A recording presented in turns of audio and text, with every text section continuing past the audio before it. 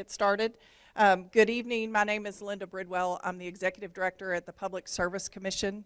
I want to thank you all for coming out this evening. As you are aware, this is the public comment meeting for case number 2023-00246 in front of the Kentucky Public Service Commission.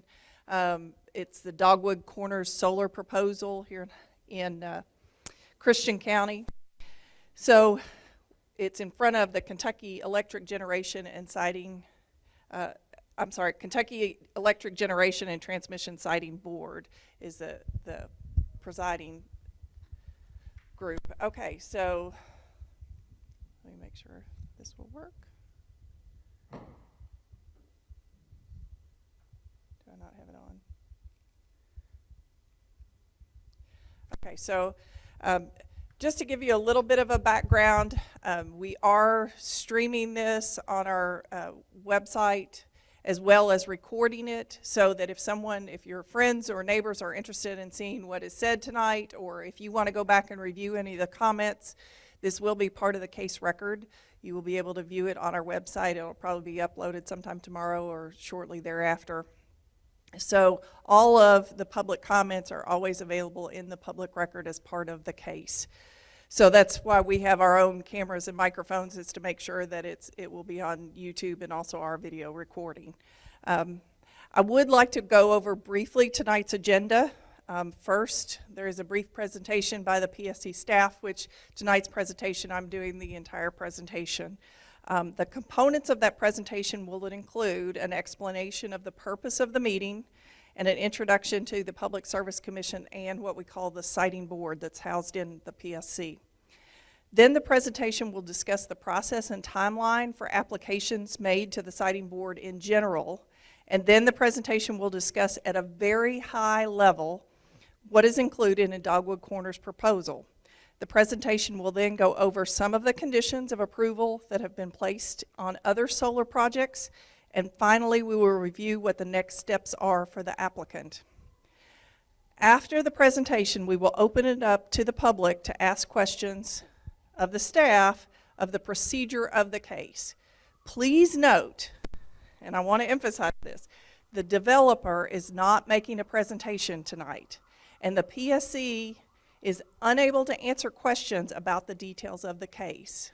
The PSC, the siting board, serves like a judge in the case, and so this is an opportunity for the public to comment and be heard, not to ask about details of the case. So finally, after we've gone through that, if you have questions about the procedure, we will open up the floor for public comments on the project. The commissioners are here to listen to your comments. If you have a question about some detail in the case, I don't want to discourage you from asking it. I want you to understand that they are unable to answer the question. The developers will not stand up and answer the questions, but it may be something that the commissioners have a question about themselves or may not be aware of. So feel free, if you have questions, to ask those questions. I just want you to understand that you're not to expect an answer tonight from the floor. So just to go over briefly what the purpose of this meeting is, it is very simple. It is the local public comment hearing on the proposed project. Under the law, if 3 or more local residents or the county judge requests a public comment meeting, the siting board is required to hold a public comment meeting in the county where the project is to be proposed. But more importantly, this is an opportunity for local residents to express their opinions on the project without having to travel to Frankfort or attend a hearing during the workday. We are here to listen to your comments. We will make a video of the entire evening, and again, that will be posted to the case record for all of the commissioners and all the siting board members to review. Anyone can go back and look at that at any time. It stays the permanent part of the record. So just to be clear, the commission nor the staff is here on behalf of the developers. The meeting is about the general public being able to comment on the case. So The other item that I want to make sure that I stress, if you have someone that you know that couldn't be here tonight, this is not your only opportunity for public comment. There are a number of ways that you can email the commission about the case. You can write a letter. If you came tonight expecting to hear answers to details about the case, and you're a little surprised that we're not answering questions about the details of the case, we will explain to you how you can look it up and review the record of the case that has those details. So if you don't want to make a comment tonight, but you want to review the case and comment later, you are welcome to do so. All the way up through the hearing, there will be opportunities. We'll take, as long as the case's record is open, we take public comments and include them in the case record. So I don't want anybody to think that if you had a friend that wasn't here that they've missed their opportunity, they've missed their chance. No, this is just an opportunity for the local officials to ask and for us to come down come from Frankfort. So sorry, I'm from Lexington, so Western Kentucky tends to be. We want to be here to hear the local public comment on the case. Okay, so I want to give you a little bit of background about the Public Service Commission itself, and then I'll explain how that works with the Siting Board. So the Public Service Commission is made up of 3 commissioners. They're appointed by the governor with judicial duties. So those 3 commissioners sit like the judge in any case. They make those decisions. The commission also has a staff of about 75 employees, accountants, lawyers, general staff that help support the administrative work of the commission. We regulate more than 1,100 utilities in Kentucky, and we are funded by an assessment paid by all utilities based on the utilities' annual gross interstate revenues. We were created in 1934. Now, the Kentucky Electric Generation and Transmission Siting Board, which is a mouthful, so we shorten it to just call it the Siting Board, we are created by the General Assembly in 2002. It is housed within the Public Service Commission. So it's a kind of a function of the Public Service Commission. The purpose is to review the applications for construction of electric generating facilities from entities not regulated by the Public Service Commission. So if it is an entity, any one of the co-ops, Big Rivers, any of the electric utilities that are regulated by the Public Service Commission are building a generation facility, it would not come in front of the Siting Board necessarily, but for merchant plants. The review focuses on noise and visual impacts, economic impacts, and transmission line impacts. The operations are funded through fees paid up front by the applicants. So all of the work done by the staff and any consultants that are hired are paid for by the applicant to the staff. A new Siting Board is created for each new project, and I'll explain how that works a little bit here. So first, let me explain a few key terms we're going to use tonight. The megawatt. Well, you'll see this in the slides, and MW is a megawatt. How much electricity can be produced by a facility? 1 megawatt of power generally can supply power to 750 homes. So to give you an idea, so a 10 megawatts, 7,500 homes. A merchant generator, which you will see that term a lot in the case, is an electric generation facility not owned by a utility. So owned by somebody else, maybe selling power into the grid or selling it directly to a utility. Decommissioning is the term that we use for returning the site back to its original condition, except for any major road changes. And then finally, as I mentioned, the Siting Board is what we refer to as the Kentucky State Board on Electric Generation and Transmission Siting. So just to give you an overview of the Siting Board itself, the generating facilities reviewed by the Siting Board sell power into the wholesale market. So they're looking for people to buy the power, not retail customers, not homes, but into the wholesale market. The Siting Board approval is required for merchant plants with a generating capacity of 10 megawatts or more, and for non-regulated transmission lines capable of carrying 69,000 volts or more. So as we talked about, 1 megawatt will power about 750 homes. So at a minimum, what the siting board is looking at would be something capable of generating enough electricity to do about 7,500 homes. So the siting board has 7 members. 3 commissioners of the Public Service Commission that we've already talked about. They're on every siting board case. The Secretary of the Energy and Environment Cabinet or their designee. The Secretary of the Cabinet for Economic Development or their designee. Those are the 5 permanent members of the siting board. Then there are 2 ad hoc members that may be appointed to the siting board, 2 local members, one that may be appointed by the governors to serve for a specific case in that county, and it has to be a resident of that county.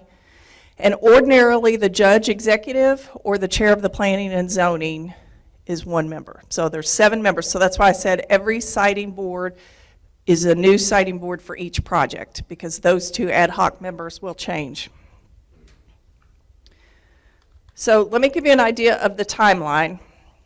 So the local public meeting, 90 days before the application is filed, the developer is required to have a public meeting. Public notice must be given at least 2 weeks prior to that. So 90 days into, so 3 months and 2 weeks before that, they give public notice for a meeting. Generally, public notice is via the newsletter, bordering landowners by mail, and may have additional notice via other media coverage, direct mailing, flyers, newsletters. Then before the application can be filed, they give a 30-day heads-up notice to the siting board that we're getting ready to file an application. Then the public notice of the location and general description of the project 30 days before the application, and provided to the general public in newspaper and bordering and landowners, again, that we're getting ready to file.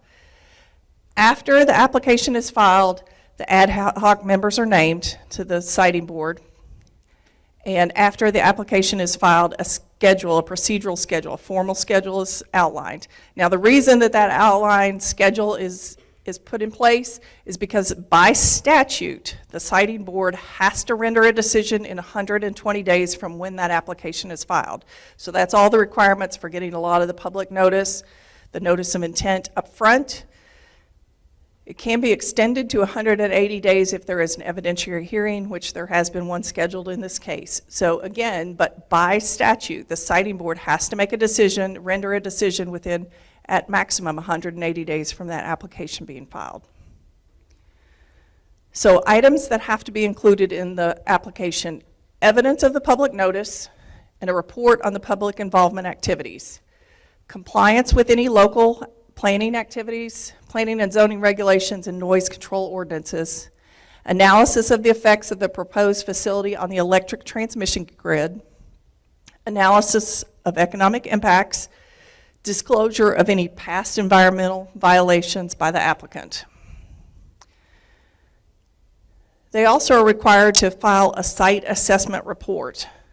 Surrounding land uses need to be included in that, the legal boundaries, proposed access control, location of the facility itself, any buildings, any transmission lines, any other structures as part of the facility, a location and use of access ways, internal roads and railways, existing or proposed utilities, not limited to just electric, but any other utilities, compliance with applicable setback requirements, and evaluation of the noise levels. All of this has to be included in the site assessment report. If it's not, then the application is rejected. So this is one thing I want to emphasize here, is the criteria for evaluating an application. The statute outlines the criteria to grant or deny a construction certificate from the siting board.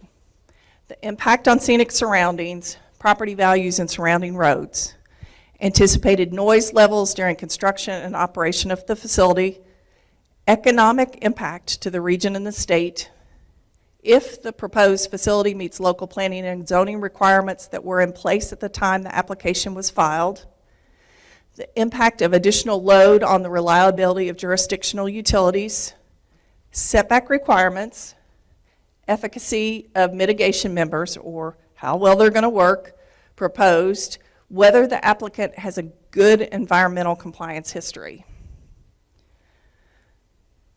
I want to talk a little bit about some of the conditions that have been placed by the siting board on other projects. I believe we are now up to about our 45th project in front of the siting board across the state. A little over 30, I think it's 33, 34 have been processed fully. So that gives you an idea of the timeline, and that's been in the last 4 years. So some of the conditions that have been from other cases, the planting of native species that shield the project and preserve the scenic surroundings, limited construction hours, generally between 9 a.m. and 5 p.m., requirements to repair damage to roads or bridges in coordination with the county, specific decommissioning plans requiring land restoration. This frequently has required a bond on top of that to be included in case for some reason the developer becomes financially insolvent. The bond would take over for the decommissioning. So bond with the county for the life of the project. I want to make sure, because this has come up in other cases, so I want to make sure that everyone in the room understands what the siting board does not evaluate as part of the criteria. Is this the highest or best use of the land? Are there alternative locations for the project? These are not included in the statute, and so they are not reviewed by the siting board as part of the review process. So, the Dogwood Corners proposal that we have in front of the siting board today. The notice of intent was filed on July 24th of last year. The application and site assessment report was filed on September 11th of 2023. It's a proposed 125 megawatt facility with a 25 megawatt battery. The proposed site is approximately 680 acres in Christian County. The applicant notified adjacent landowners on August 8th. The applicant conducted public meetings on September 22nd, 2022, and again on August 17th, 2023. So the next steps in our process, there is a formal hearing scheduled for 1 p.m. on, I believe that's a Wednesday, February 7th at the Public Service Commission in Frankfort. So at the beginning of that public meeting, at that hearing, there will also be an additional opportunity for public comment. You can come and comment at the beginning of the hearing in person, or you can contact the Public Service Commission and we will provide you with a link so that you may do a virtual presentation of your public comments if you so desire. Also, the public comments can be made in writing. As I mentioned, you can send them at any time. You can send them at 2 o'clock in the morning and they come into our website and we will post them as part of the public record. Please, if you're going to email us, make sure that you include the case record, although if you tell us you're talking about the one in Christian County or outside Hopkinsville, we'll figure it out from that. But we do ask that you, if you can, that helps our staff a little bit on getting them filed, include the case number, the email. You can send your email to psc.comment@ky.gov and provide your full name and place of residence. Or if you like the old-fashioned writing a letter out, you can write a letter out to include your public comments. You can send it that way to P.O. Box 615, 211 Sauer Boulevard, Frankfort, Kentucky. So that's the different ways. As I said, we are going to continue to take public comment. They will be part of the public record, so they will be on the website as part of our process. So all documents within a case record are available for view unless they have confidential treatment. So if you wanted to go out tonight and spend some time reading, you can read through the application, the site assessment report, everything that's included as part of the record. That's all cases. They stay permanently up. You can go back and look at other cases and what has been approved or not approved in other cases. You can look at the orders of how things were said in other cases. So you can go through all of that, remains on our website at any time. What I want to make sure, the other thing that I want to make sure that I make note of is that as we talked about the statutory date that the siting board must render a decision, in this case is by March 9th, 2024. So again, this is your opportunity. If you have questions about anything that I put in this presentation, if you want to ask me a question about, well, what if I want to do this? How is this going to work? This is your time to ask it. And then once we get to, if you all are ready to move into public comments, once we move into public comments, again, the chair and the vice chairman and the commissioner are here. They will take over. They're here to listen to your comments. So I guess that's what I wanted to open up. If you have some questions, if anybody has any questions about the process of the case, or are you all ready to get into public comments? Yes, sir. The 180-day clock, when did that begin? The day the application was filed, if it was accepted. If it had been, if there was a deficiency in the application and they have to resubmit it, then it starts on the day they resubmit. Anything else? Yes, sir. If you have an ad hoc committee member locally and it hasn't been appointed yet, how do they know what our comments are going to be? Well, they will, an ad hoc committee member, or just like the members that are not here tonight, would the entire public record would be available. Read all of it through, so. I have no control over that at this point. I'm sorry? Why would you have a committee before you meet them? You have to comments, do you get your committee? Well, because by statute, the citing board has 5 permanent members, which would represent a quorum. They have to. Well, so let me just say that at this point, there are 5 permanent members appointed to this, and once the application is filed, the statute requires us to render a decision in 180 days. So, what other questions do you have? Okay. So if you will be patient with us for this is again our website, psc.ky.gov. The public comments, psc.comment@ky.gov. Normally I'll leave that up, but I think what we're going to do is we're going to make some changes around here. So we'll put the microphone here at the podium so that you can come up, and we're going to take the screen down so that the commissioners can see everybody. Again, the address, 211 Sarah Boulevard. So with that, if we're ready to start, we'll move.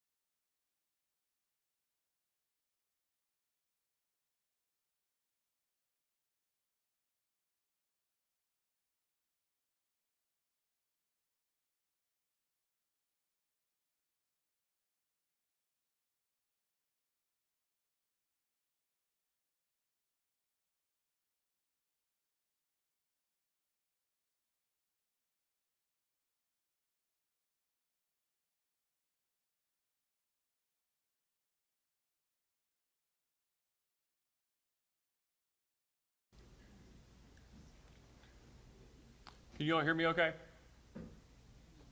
Yes, sir. All right. Sorry, I'm not trying to do a call and response like church, but I do want to make sure that when we get started, nobody misses anything. So thank you all for coming tonight. Is this better? Just everybody in the back? Good. All right, great. Good evening. My name is Kent Chandler. I'm chair of the Kentucky Public Service Commission, and by statute, I serve as chair of all of the cases that come before the Kentucky State Board on electric generation and transmission siting. I'll be presiding over the public comment meeting tonight. This meeting, as Ms. Bridwell mentioned, is being recorded for the benefit of the record, the public, and in order for the other siting board members to review and consider. I'm joined today by Vice Chair Angie Hatton, unable to join us are the remaining members of the siting board, but they will all review this hearing as well as the rest of the public comments before rendering a decision in this case. We're here today to take public comments in the application of Dogwood Corners LLC to construct an approximately 125 megawatt AC current electric generating facility in Graves County, this is an old script, in Christian County, Kentucky, plus a 25 megawatt battery.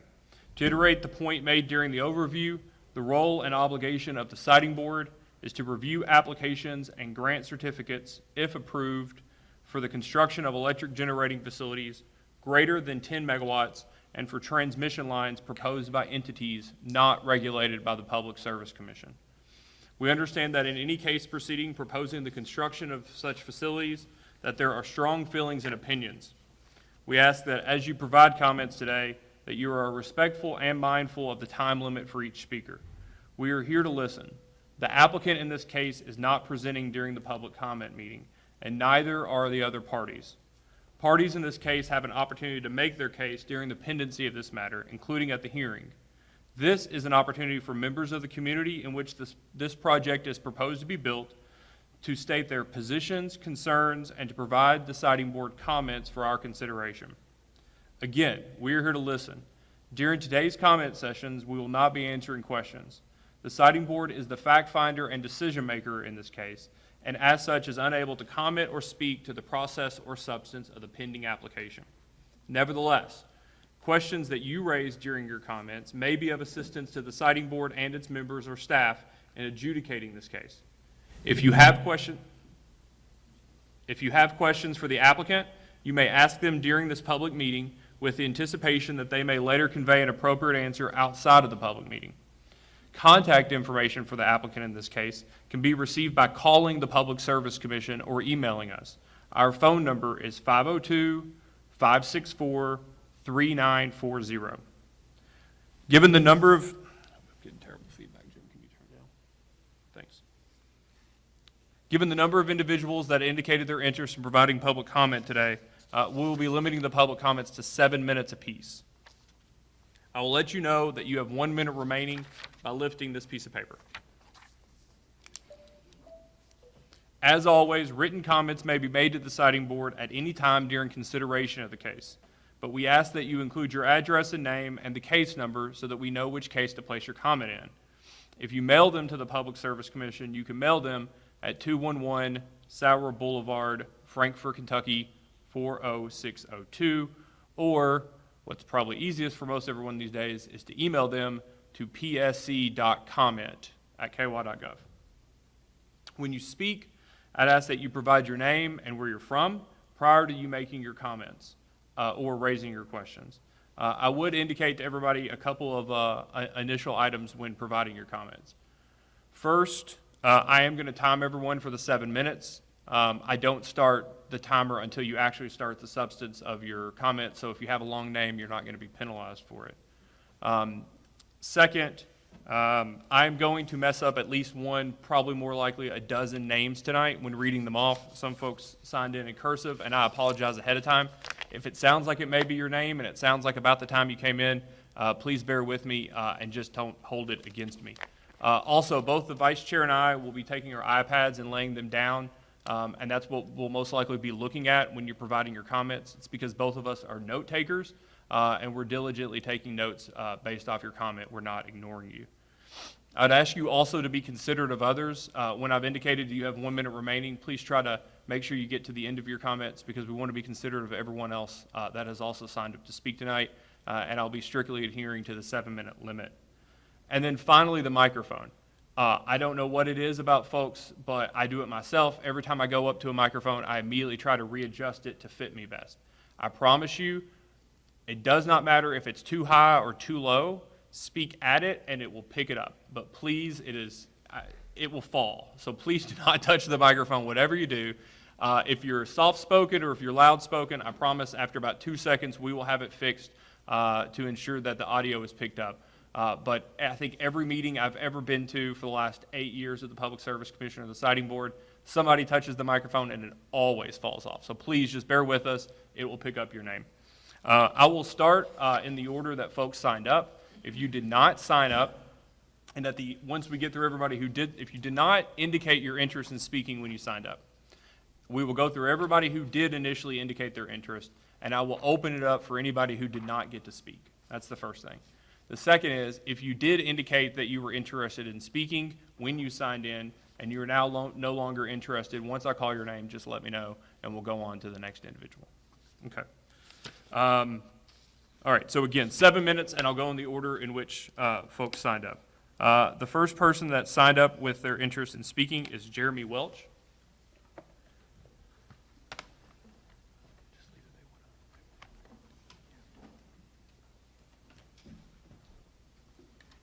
Good afternoon.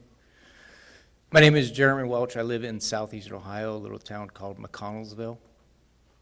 I'm a business rep with the Carpenters Union. My specialty is renewable energy. Part of my job is to cover 3 states, Indiana, Kentucky, and Ohio. What I do is study projects that come in and make a determination on whether that is a good project for the carpenters to support. I believe this Dogwood Solar project is a good project. We have members who live in this area who travel long distances for work. Much like the place where I live, it is very common to find people who travel over 2 hours for a job in the construction industry. I believe this project will provide good paying jobs, great benefits for our members, plus it'll also give an opportunity for people who live in this community to join into the Carpenters Union or other trades to provide their families a good opportunity, a good living. What we do as construction workers is we bounce from job to job. You know, a lot of people talk about these are temporary jobs, and you're absolutely right, they are. Every job we do is a temporary job. When a job is finished, you move on to the next one. Sometimes that job is right down the street, sometimes it's very far away. My goal as a business representative has always been to try to get my members home. If they're driving 2 hours for a job site, that means they're missing birthdays, they're missing ball games, they're missing dance recitals. Anytime I can get my members close to home for work, that's what I want to do. I believe this project will help the members of this community, the members of my organization, to come home and be with their families. So this is one of the reasons we support this project. Thank you.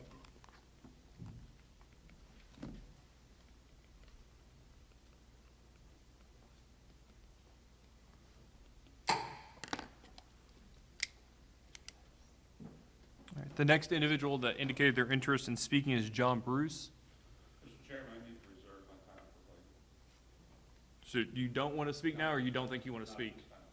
Okay, all right. Wayne Hurt, Wayne Howes. Anybody have a first name Wayne that last name starts with an H? Sorry. You gave up after the H.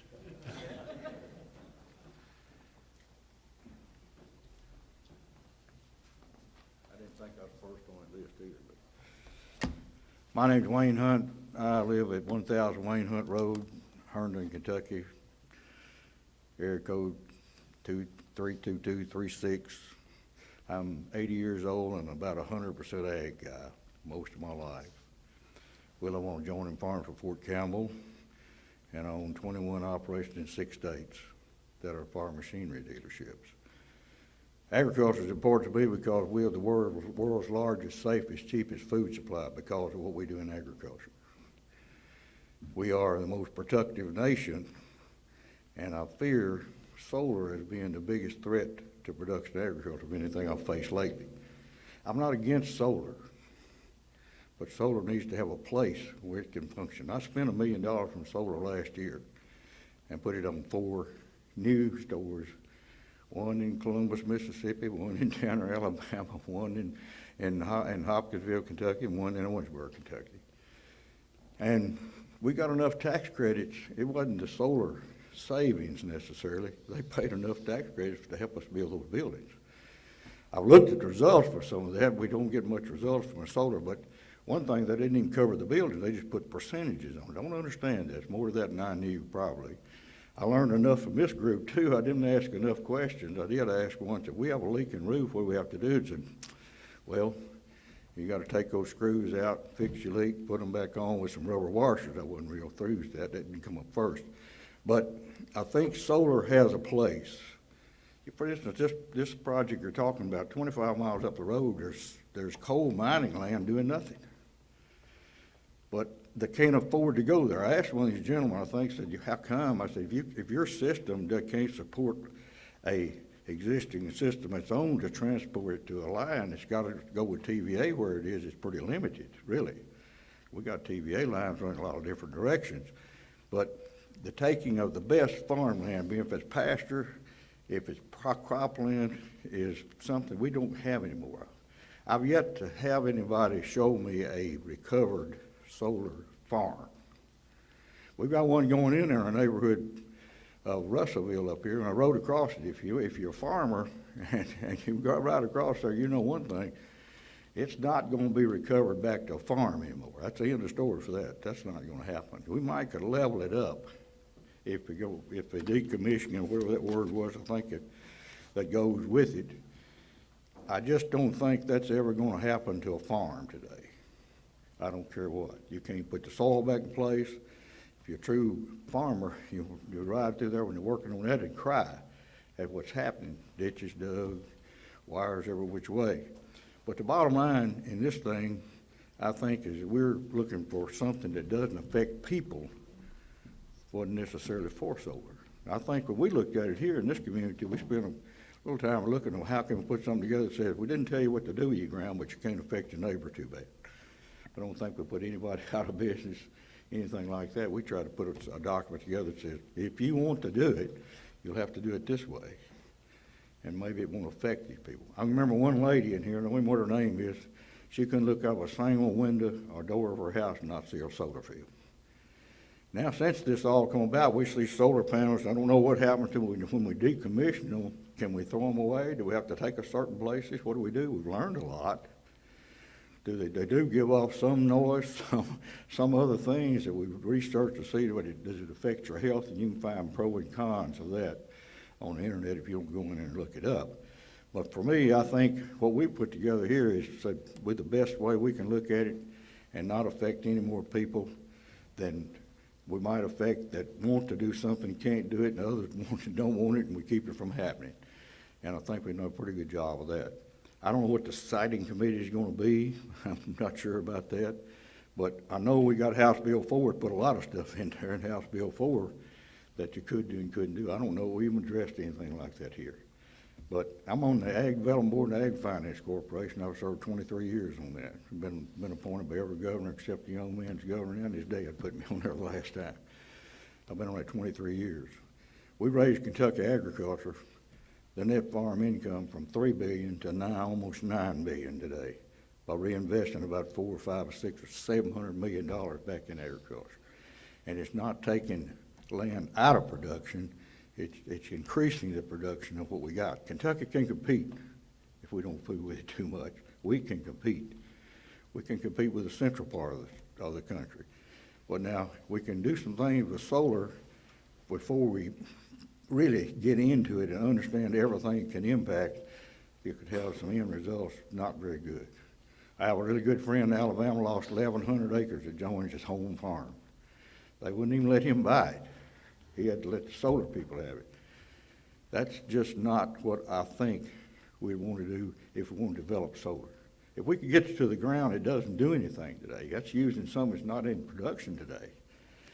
There's set aside ground There's deserts, there's a lot of things out here in this world today I think where it fit. Buildings, I think it fits buildings, I'm not sure it's real productive, but my 2 cents worth says, I think the community should have a say-so in what happens in their communities.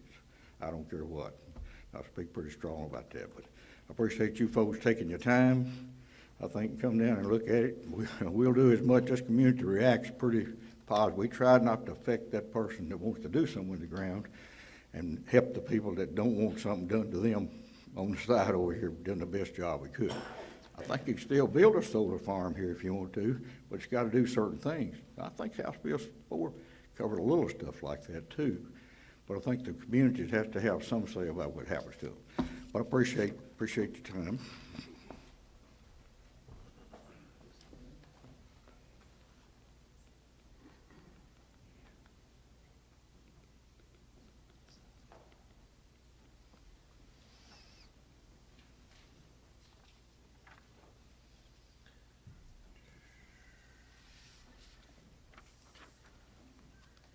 Lonnie Calvert.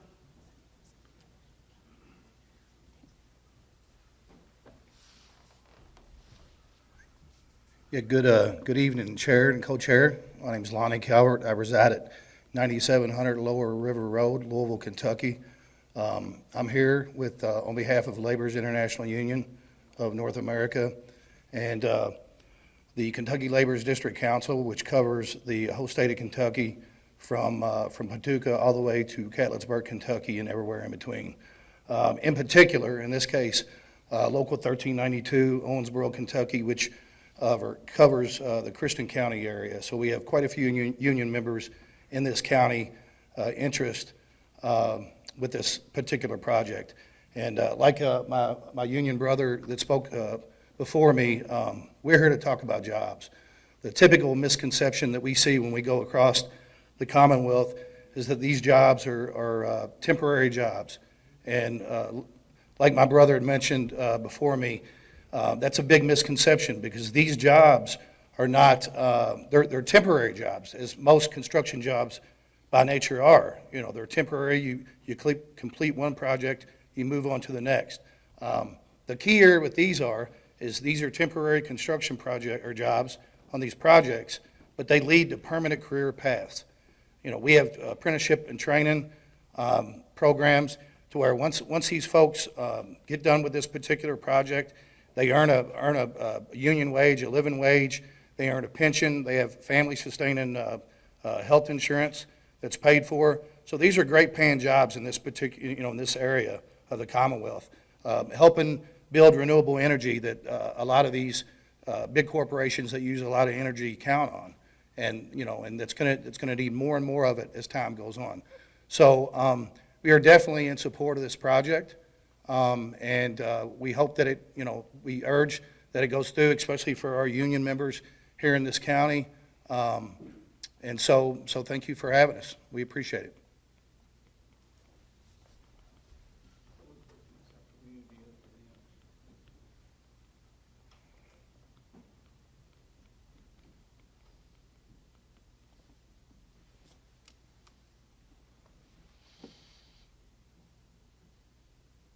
Jeffrey Harrison. Sorry, go ahead. I didn't hear you. Oh, yeah. There we go.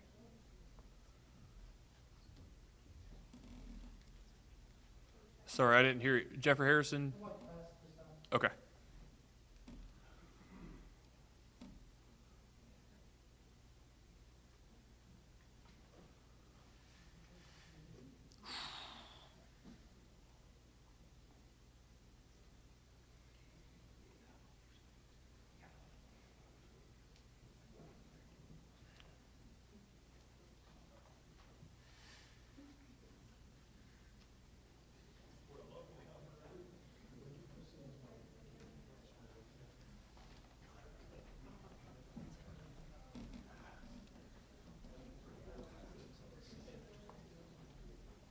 That's why I'm the loud one and the vice chair is the brave one. So I hope that helps a little bit with. Does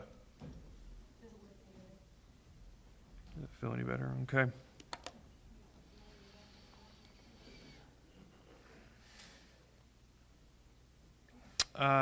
Joy Knoll. Joy? J Knoll?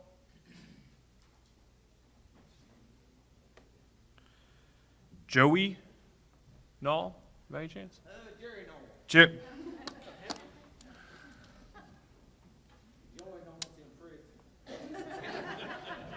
I know that he's my second cousin. My name is Jerry Noah. I live at 7802 Greenville Road. We're right in the midst of this project. We are totally against it for the reasons that I'm almost 70 years old. I love to hunt. And on our property, we've got small acreage. We have deer, we got turkey, we have bobcats, we have coyotes, we have coons.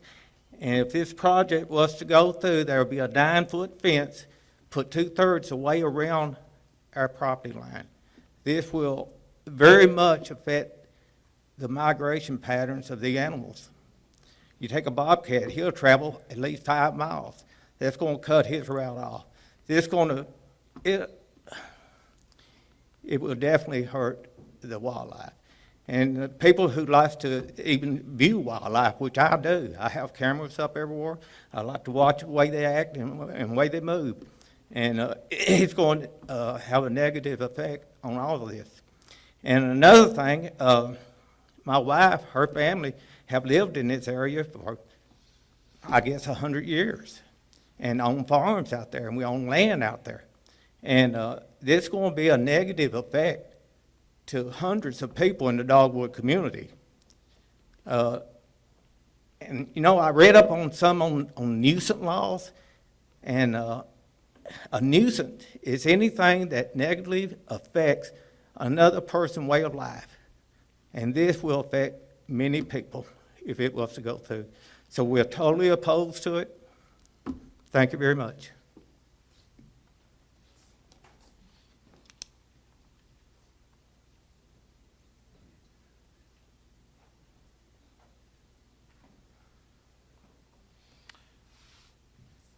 Marby. Sorry. What was the last name? Thank you. 2130 Pembroke Road, Hopkinsville. I have 2 points I'd like to make. One about property rights. The piece of property that I have has been in the family for a long time. Yes, we do farm it, but I feel like that we should have some ability in this idea that the government is going to make regulations of what I can do with my piece of property, what our family wants to do with our property. My property happens to be on 2 4-lane roads and the little river. And if you make the regulations so broad that you eliminate, because I certainly believe, and I don't want to do any damage to anybody else's property next to me, but when you've got a highway that's got smaller solar panels up and down the road to see on a major highway, you wouldn't be able to see them from my property. So I think that we need to be conscious of how we're making these regulations. And I do respect if it had smoke or sound or other things, and I know there was some comment made about what the land will be like in 30 years. I think it'll probably be healthier because we're going to have sheep or cattle out there, and there's going to be a lot of manure and a lot of fertilizer for that land. So it could easily go back into farmland.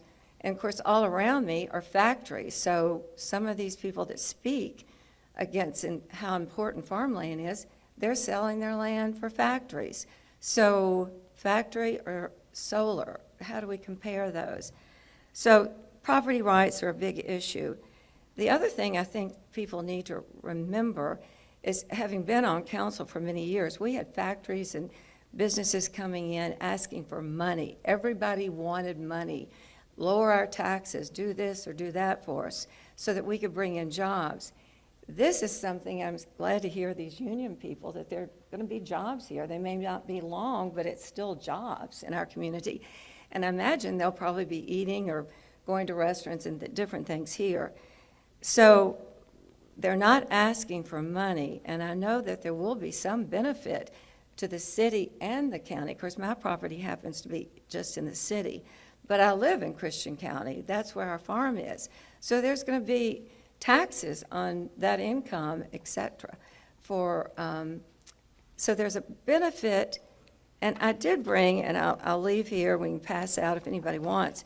There's an article in Texas, which is one of the, big agriculture area too, but what a solar farm did during a big freeze. There was another, I'm sure people read about in Florida, where this town, it saved them because they had solar there to add to. It's not that we want to take away from anybody else's business, but we want to add to the community for, I think personally, and that's also an issue, that solar is better for our climate. And someone said, Marvy, what's going to happen if it's cloudy? Well, it's going to be cloudy sometimes, but the solar is going to continue. And so I just think that we need, as the committee needs, whether it's this project or any other project, to be flexible for the type and location of a piece of property. Because I certainly understand anybody that doesn't want something right up on their next door. So, thank you.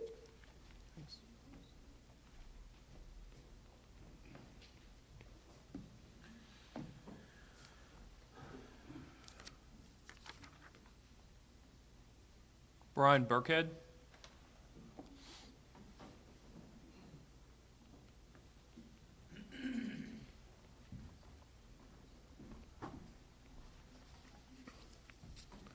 My name is Brian Burkhead. I live at 8980 Greenville Road here in Hopkinsville. I might first state that, like Mr. Hunt, I'm not against solar. I think it has its place. I've been given a few points that wanted to be conveyed tonight, then I have a few comments of my own. Points of interest, when this company approached the court, had a $200 million revenue bond, informed the court that all the neighbors of the option land had permission or no problems with the project. That was a lie. I'm one of several people that was never contacted by this company and asked what I thought about it. During this application process of signing up people, it's been brought to my attention that there was some disregarding of the local ordinance. To me, that questions the character of the company. And I will say, since this first come out, I've been on board. I've been to every meeting. I've been to every public thing that's been around here. Yes, I've spoke against it, and I'm going to speak against it tonight. It was also brought to my attention that there was no public notice of this meeting was advertised that we can see when we look, that this meeting, the public notice. It was brought to my attention earlier that the reservation of this courthouse was not requested until today. I think that's kind of makes it rough on local officials. And in the previous meeting, I think this was referenced at the Dogwood Church, there was no public comment session for the public to comment. I've had a lot of things to think about today. Ms. Schlegel said about what about individual landowners' rights. I think in one of our last court meetings, Senator Westerfield referenced that, your rights end when it infringes on mine. The land in question, I thought about this today too. I pretty much know everybody or know of the people that have put their land in this project, and hey, it's their land, they can do it. What I find interesting is most of them are like myself and like to hunt. Well, I can give them a rude awakening. There's not going to be anything to hunt or to see if this project is successful. Another thing I've observed tonight, I respect everybody that spoke in front of me, all y'all hard workers, but that's great about the jobs. But we got to live here when this project, when that job is over with. If there's one thing this company has done successfully, it's divided a community, it's divided families, and it's damaged friendships. I'm under the impression of this board that they want to move forward in a favorable environment, not one where there's so much division. You know, there's deeper roots in North Christian than mine, but I'm the fourth generation of my family to live in the Dogwood community. And I just think, as I stated earlier, there's a place for solar, and this is not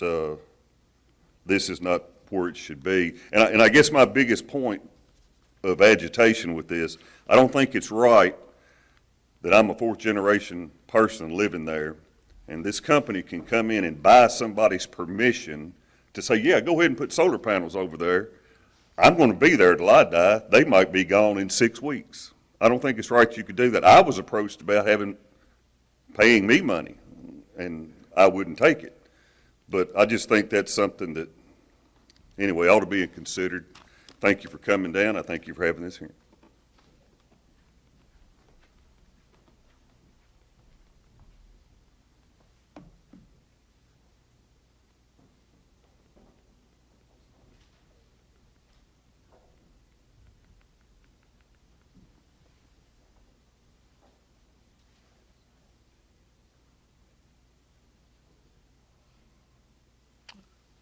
Senator, you're next.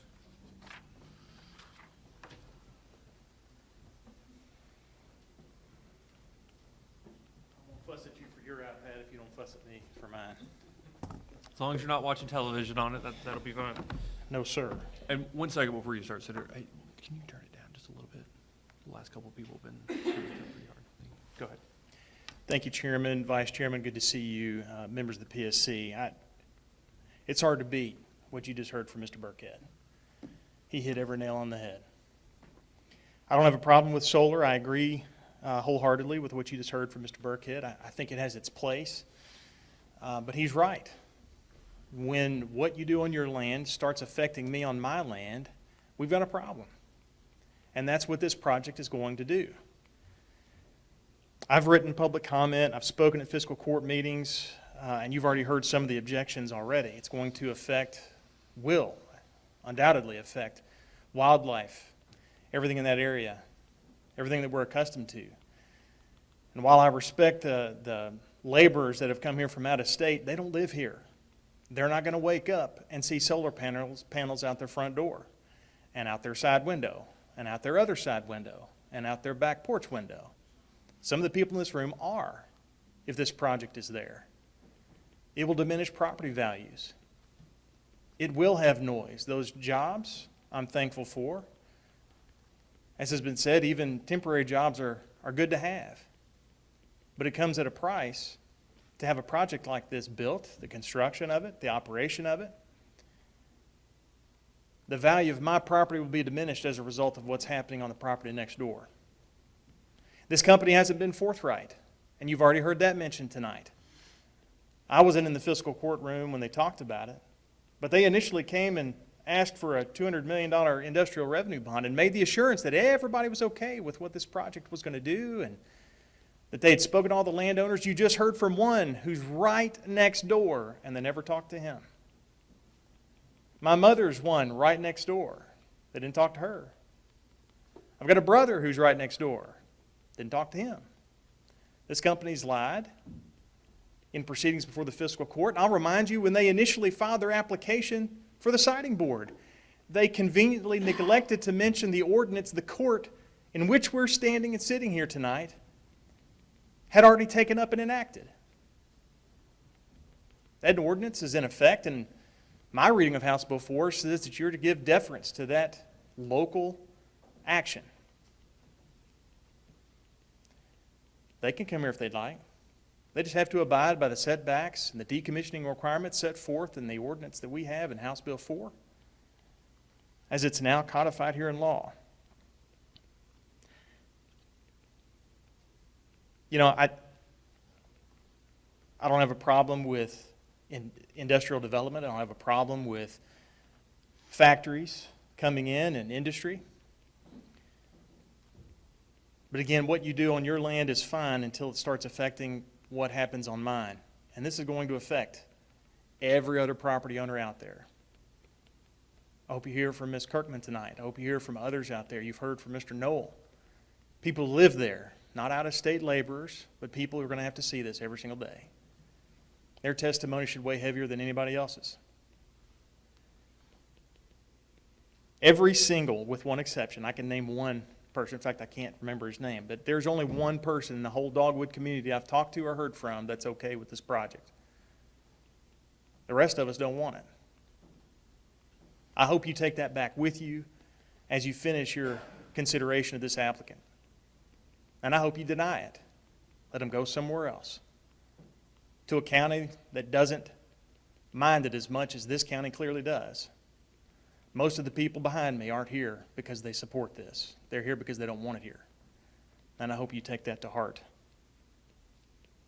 Deny this application. Thank you all so much.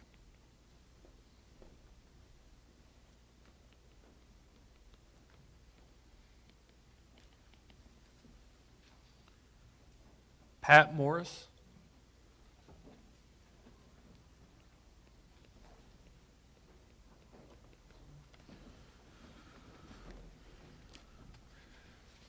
Good afternoon. My name is Pat Morris, and I reside at 5770 Pembroke Road. I believe in property owner rights, and I support Dogwood Corner Solar Project and the leaseholders. There has been a lot of concern about solar projects taking all of the farmland in Christian County, and it will not be ground enough to grow food. For context, where did I go? For context, Christian County is 724 square miles. That is 463,360 acres. Dogwood Corners will cover 680 acres. That is 0.164% of the land mass of Christian County. 164 1/100ths. Over the entire United States, if all solar projects being considered were to be built, the distribution of land use across the United States would be on average 0.23% of a county's land footprint. Truth is that solar projects actually create new farming activities that other ventures lack. In western Kentucky, there are solar farms in Henderson County, Carlisle and Ballard counties, Simpson County, and others that are being developed with planned agrivoltaics. That is when solar and agriculture are paired together thanks to planning and cooperation. In some cases, the solar array provides shelter and shade for raising sheep and other small animals that provide food and fiber. Others are setting panels a bit higher so that fruit and vegetables can be grown below. Wildflowers and other pollinator-friendly plants are being grown inside and outside the fence that surrounds the array. So solar farms are not doing away with farming. They are creating new initiatives for farm produce. I've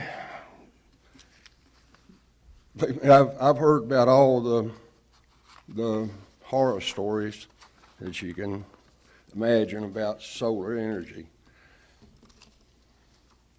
But specifically that it can't provide the power that coal power generator can provide. And that's true. But that's why solar energy will not take all the land in Christian County. There are specific areas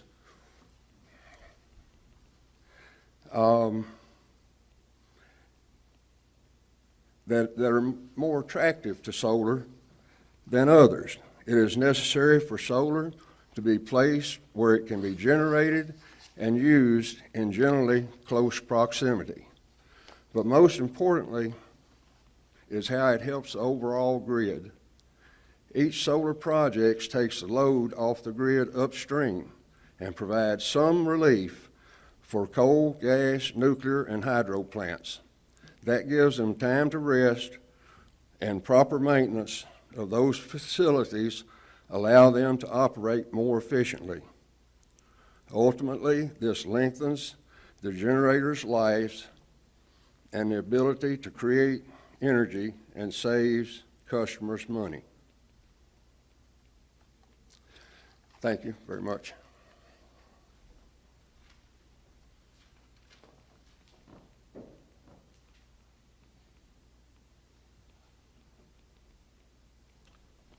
Brandon Garnett.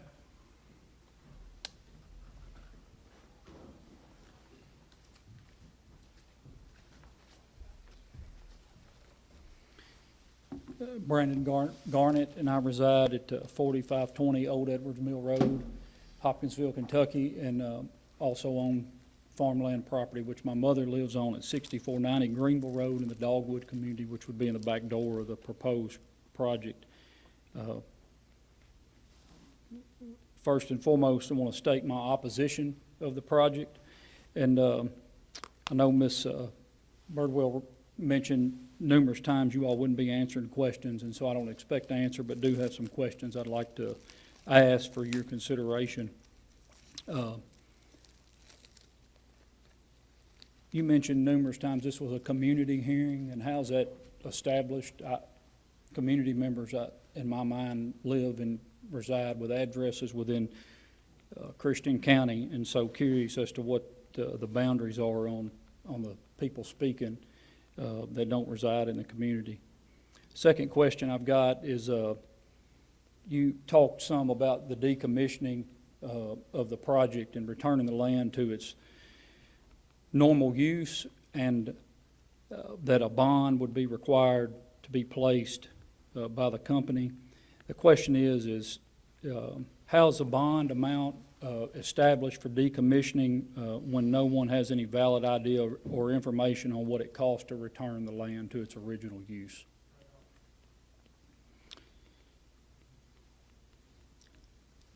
I'll echo a lot of what Mr. Hunt said when he was up here.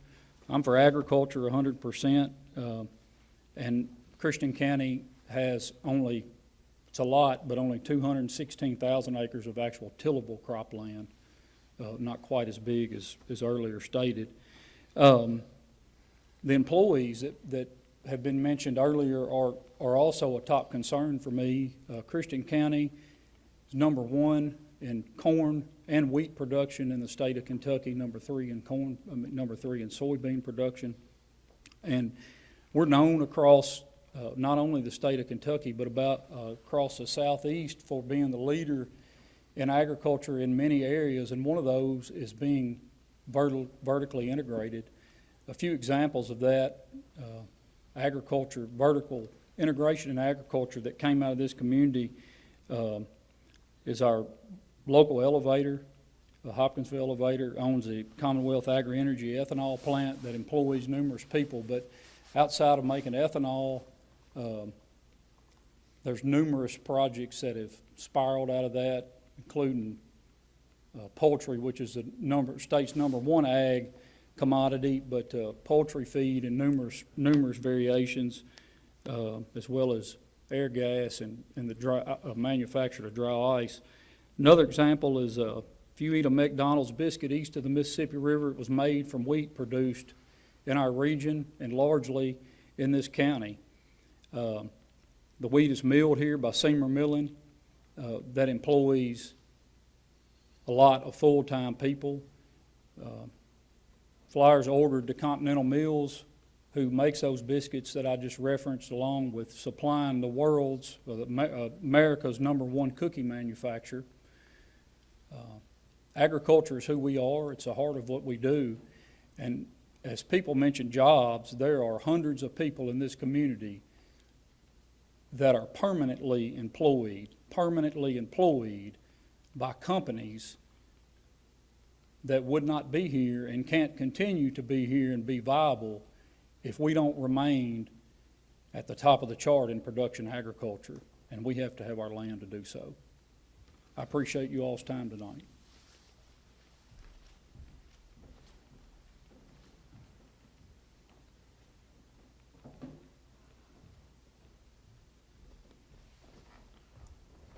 Caleb Ballard.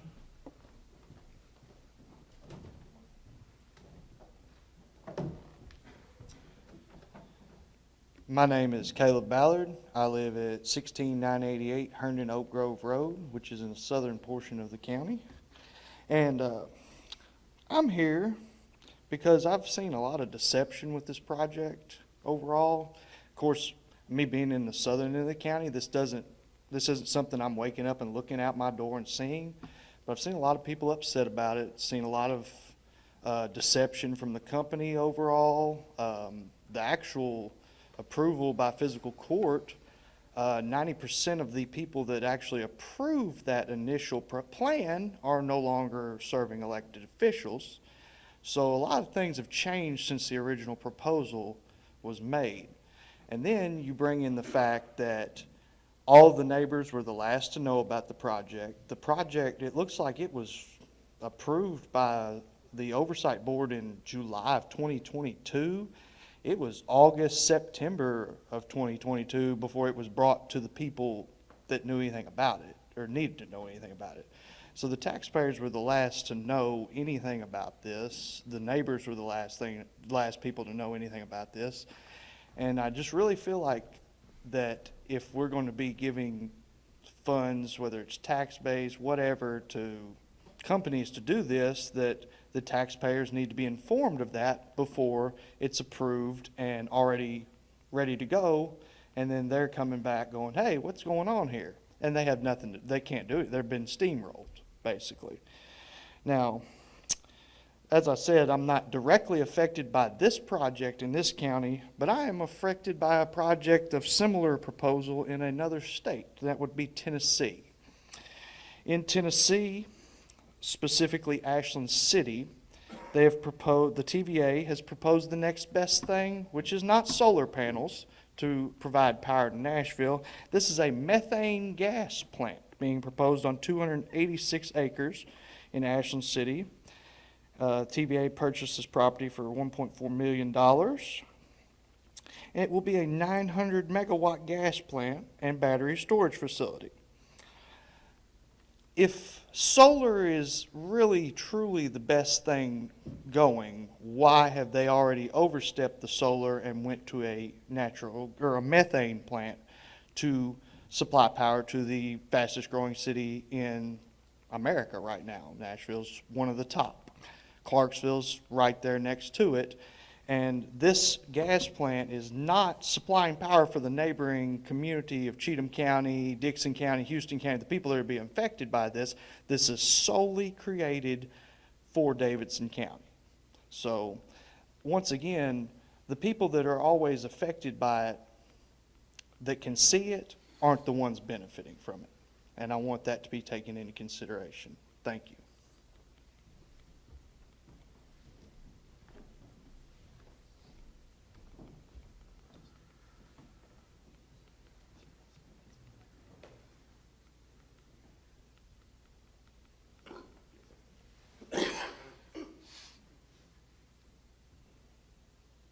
So I don't see anybody else that indicated that they signed up to speak. So I'm going to go through a couple of lists here for folks. Is there anybody who believes that they put that they were interested in speaking, but I did not call their name? Okay. All right. Is there anybody that initially indicated they were interested in speaking? I called their name and they decided not to speak and would like to speak now? Okay. And then finally, is there anyone that did not sign up to speak and have now decided they would like to speak? Please. We'll go first here, and then afterwards we'll go here. No. This will be like a four-way stop where everybody keeps telling the other person to go. I'm Philip Garnett, I'm a Christian County resident.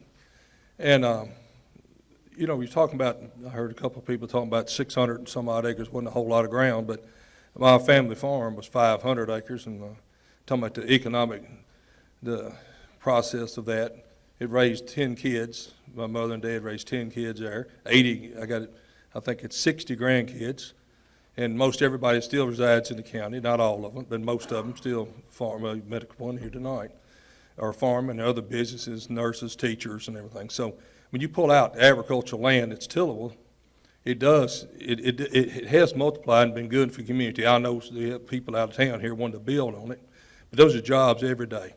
And those kids stay here every day, 4-H and FFA, and they raise their projects and stuff. So agriculture is vital. And another thing, the average size farm in Kentucky isn't but 170, well, I just looked it up, 171 acres. So you're talking that's the average family farm in Kentucky. So you figure that's 3 family farms that might not be here again on the 600 acres, or 4 really. So just something to do, agriculture is very important. And I know we build factories and things, but they're more consolidated and more people work at it. If they take a 5-acre plant, they'll work 400 people. Well, the solar farm's gonna take up forever, 600 some acres. The whole industrial wouldn't be 1,000 acres in Christian County, 1,200. So you're talking a whole lot of difference, a whole lot of land for a small amount of public good is what I'm saying. And as solar, I'm not against solar on houses, buildings, got them on mine. If you come to our farm, you'll sit on all my shops. But it's not taking my cropland. And most of the time, people who put them out in their fields have regret doing it. I wish I never did it, but I even know at the extension office, I was up there helping them build that. And they've got them up there right in the way, and now they can't move them because federal money put into there, but they don't produce enough to justify the land they're sitting on. So its regrets go back pretty quick when these people own the land and start building these things that in the long term, I don't know how they're going to be, because what I've seen before hadn't worked too good, what I had. But anyway, I just want to let you know about the family farm, and that's 3 family farms by the state of Kentucky, but there's the statistician. Thank you. Mr. Garnett, you're from Christian County, is that right? Okay. Please go ahead. I just want to make sure you mention your name and where you're from before you begin your comments. Thank you. My name is Crystal Kirkman, and I live at 7969 Good Road. We purchased our initial tract of land in January of 2004, which is almost exactly 20 years ago today. We built our home and we purchased adjoining tracts of land along the way. Our son lives in his own house on the other side of our farm.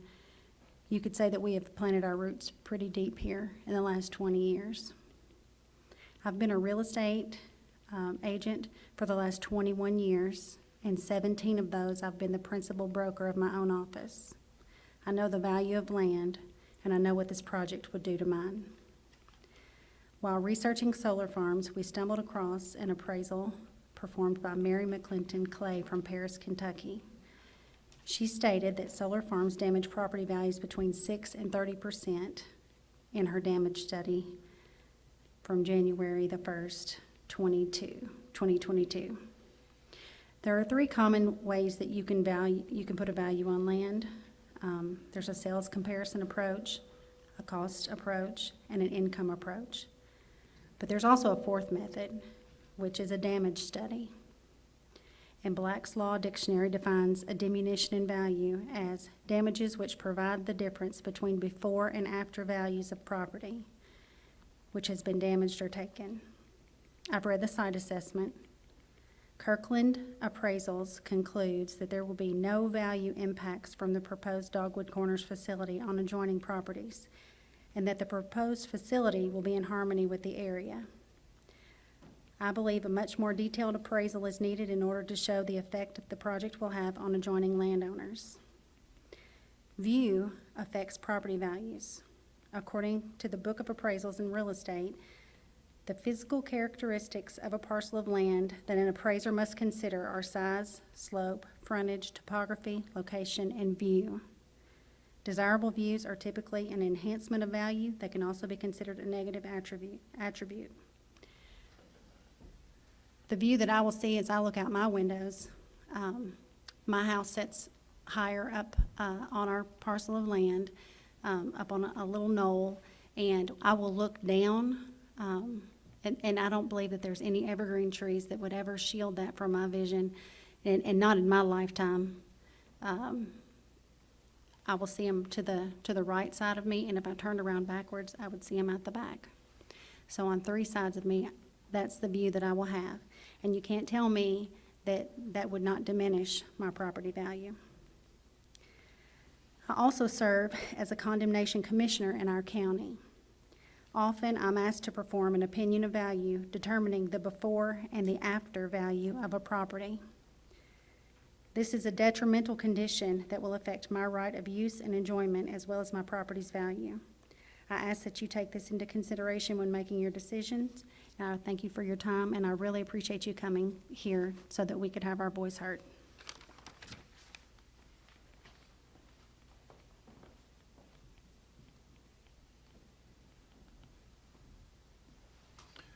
Is there anyone else that did not sign up to speak? Sir?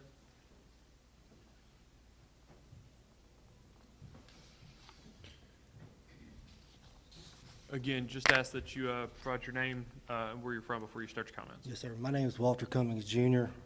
I live at 4105 Dogwood Kelly Road, which is right next to the solar panel project.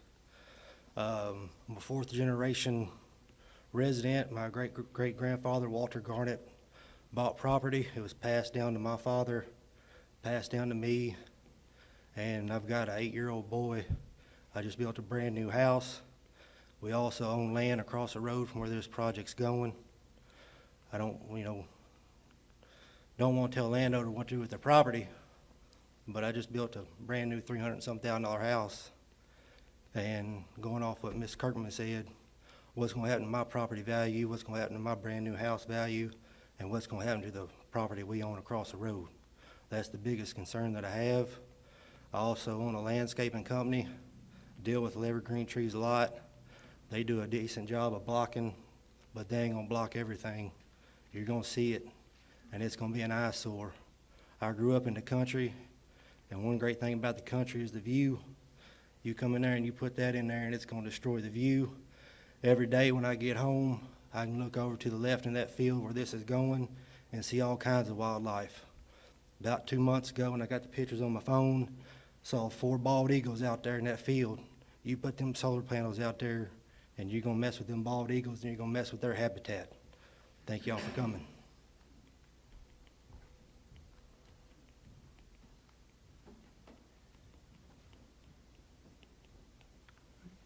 Anybody else?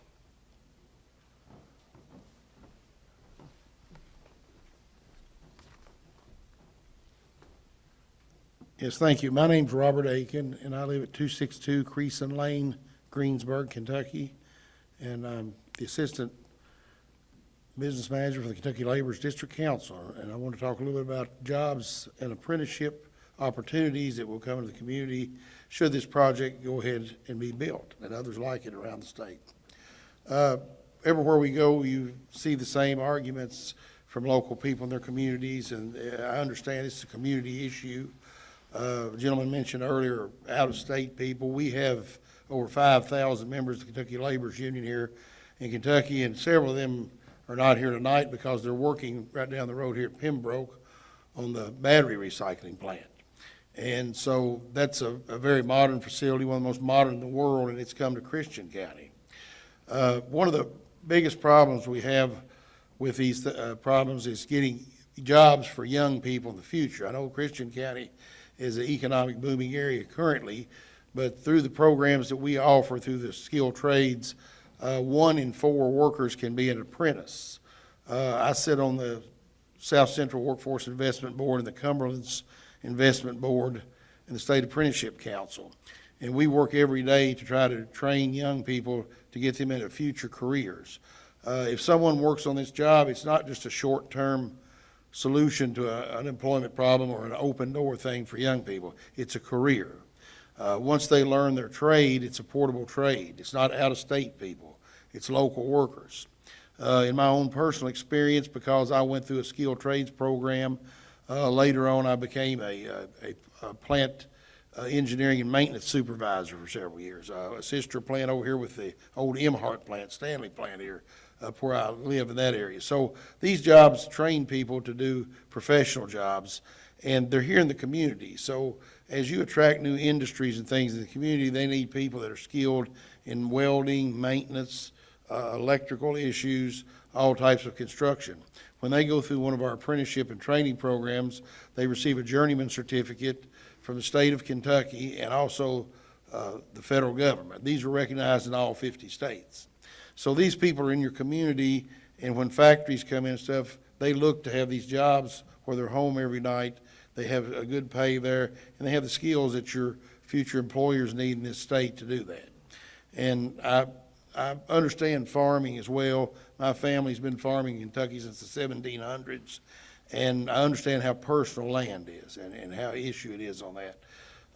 It's not a good choice for anybody to make, but I know years ago we had horses, we didn't have cars, we had to change. Now we have an issue, we want to move to electric vehicles. We need energy to recharge these vehicles. One of the easiest and quickest ways to do this is solar power. It alleviates pollution. It's clean energy. And the fields that are used after they can be remediated as the panels go on. My panels are much more efficient today than they were 10 or 15 years ago. As they become more efficient in the future, I'm sure they will be upgraded on that site. So I appreciate your time and thank you.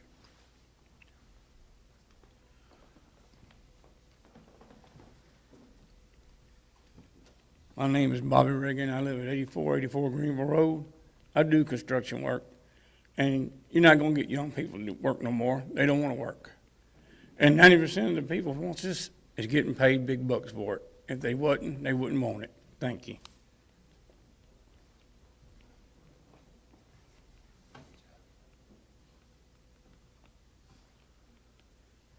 Great. Anyone else?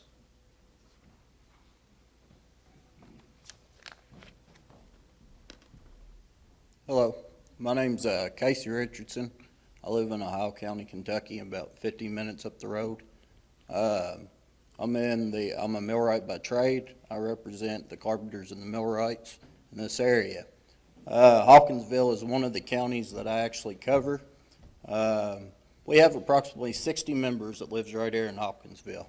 The best thing that's happened to us right here in this community is that battery plant that's getting built, that battery recycling plant.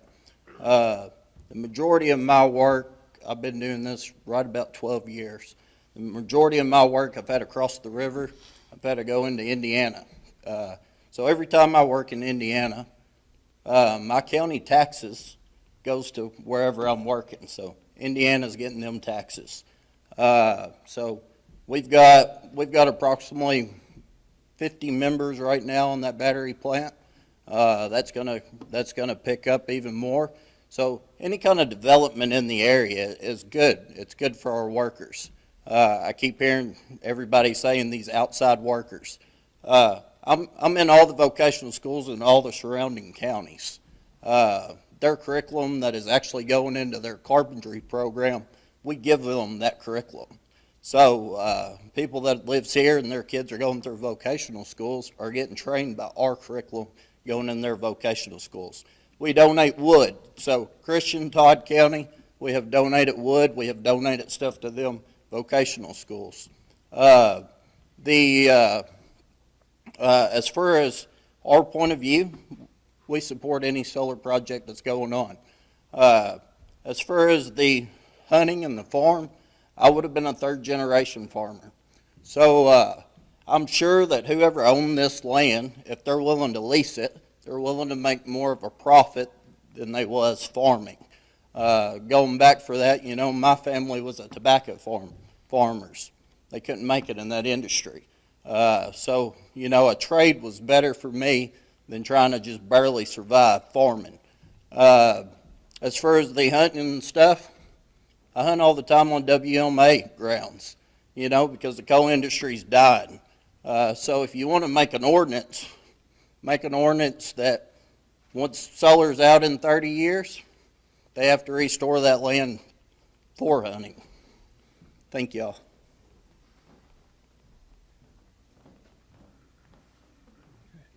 Any final comments?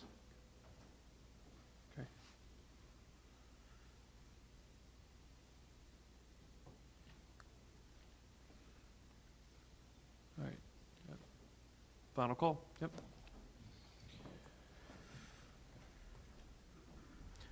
I'm Ronnie Kavanaugh. I'm out of McCracken County. I'm with the carpenters and millwrights out of western Kentucky. Like you said, we have about 80, 90 members that live Christian County, Todd County, Trick County. We live in this community around here. Most of our workers, when they go to work, they're traveling a couple hours away. We have about 10 of them right now that live here in Christian County working over at the sand plant. I got one gentleman right now just come back into the community that lives here, had to work about 2.5 hours away. And when we start talking about the solar and these plants are here, he's like, man, I have a job at home with my family and with my kids. Casey was talking over there, our apprenticeship, they come out with a 2-year associate's degree when our apprentices come through this program. So we're creating careers for these kids, young men, young women, along with the other trades, with the laborers, and the operators and all of them. This is an awesome opportunity for the community. Tax revenue is going to come in off of this more so than it land just sitting there. Also, when they put these plants in there and stuff like that, they put in, kind of like clover and wildflowers, which what do the farmers need? They need bees. So that keeps the pollinators in the area, so that actually helps their crops in the long run. And that's all I got, sir. Thank you. All right, any final comments?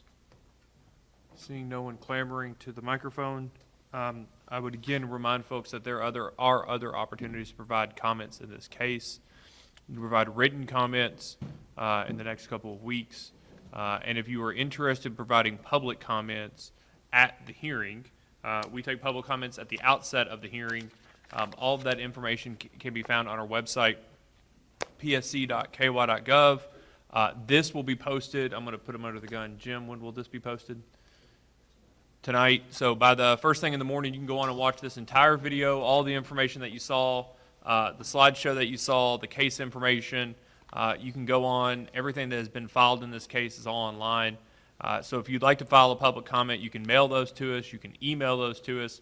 Or there's actually a place on our website where you can go provide public comments. And again, if you're interested in providing comments before the hearing, there will be information on how to do that on our website as well. And if you have any questions about how to do any of this, there's a phone number and an email address at the bottom of our website, psc.ky.gov. There are some very nice people that will answer the call and give you all that information on how to further participate the morning of the hearing. So with nothing else, I want to thank you all for coming tonight, and we will adjourn the meeting. Thank you.